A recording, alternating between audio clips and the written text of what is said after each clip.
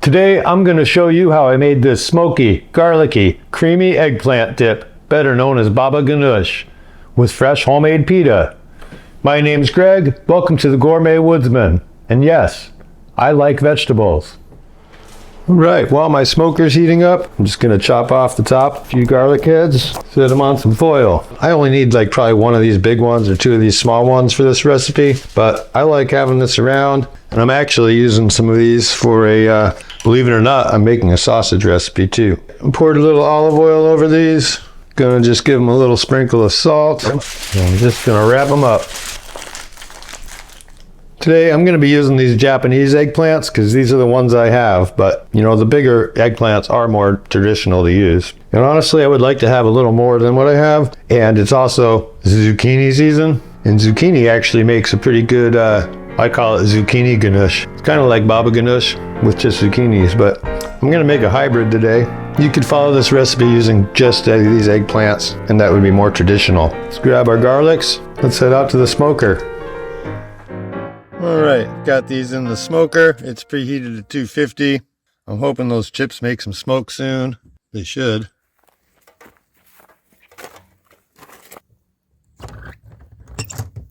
Let's see how you're doing.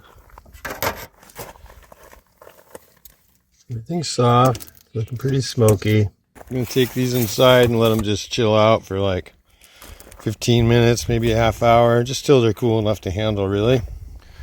Now these have cooled down a little bit, just going to cut them in half, and then I'm just scraping the flesh away from the skin.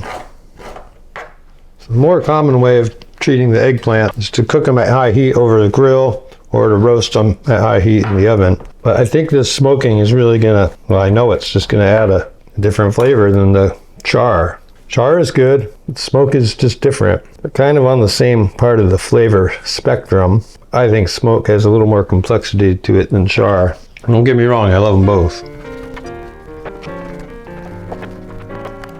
Well, smoking a zucchini might not be the best thing for the texture, but we're in it for the flavor. What we're going to do is just peel it. That's one limp zucchini.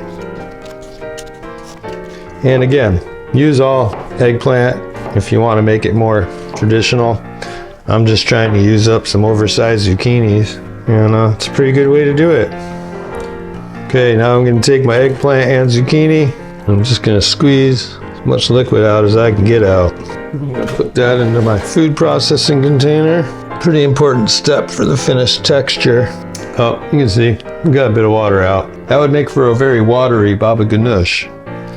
Now, I'm just going to get these garlics out of here, and mostly just want to peel the skin off. Some of these smaller cloves are a little bit annoying, as garlic always is. Some of the bigger ones, it's easier to peel. When you get a bunch of these small ones, it's definitely easier to just squeeze out what you can.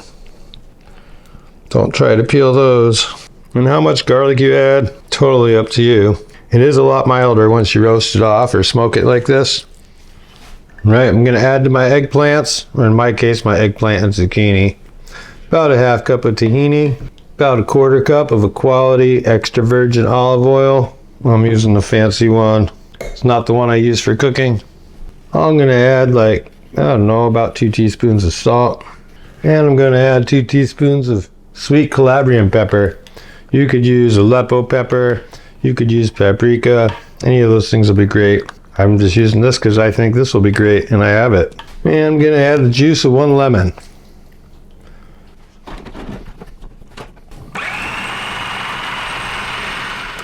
Doesn't take too long. And I've got a smooth paste. Knock down the sides. Give this a taste. So I think this needs just a little more lemon juice to brighten it up a tiny bit. I think I could use a little more salt, although I'm going to be cautious because I'm going to leave it to sit, and I think those flavors will marry. There will become less need for salt when that happens, I think. And a couple more glugs of olive oil, because I think it will tighten up when it sits around marrying its flavor.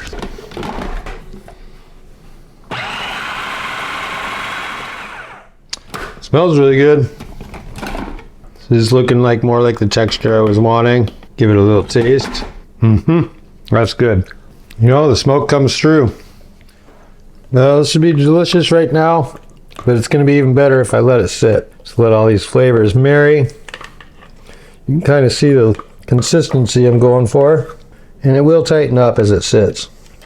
Well, that sits around and the flavors get to know each other better. I'm going to make some fresh pita bread. Fresh pita bread starts with lukewarm water, 1 cup. And I'm going to sprinkle in 1 tablespoon active dry yeast to help wake that up a little bit. Just going to add about a ½ teaspoon of sugar. Now I'm just going to stir that in until that's dissolved. Now I'm going to add a ½ cup of all-purpose flour. And I'm just going to whisk that together. It's pretty warm out, so I'm just going to leave this on the counter for 15 minutes. But if it was a little cooler, I'd stick it in my oven with the light on. That pretty much always stays 90 to 95 degrees with the light on. So you see it's gotten pretty bubbly here. Add 2 teaspoons of salt, diamond crystal. Gonna add 2 tablespoons of olive oil, extra virgin, a good one if you got it. Gonna add 2 more cups of all-purpose flour.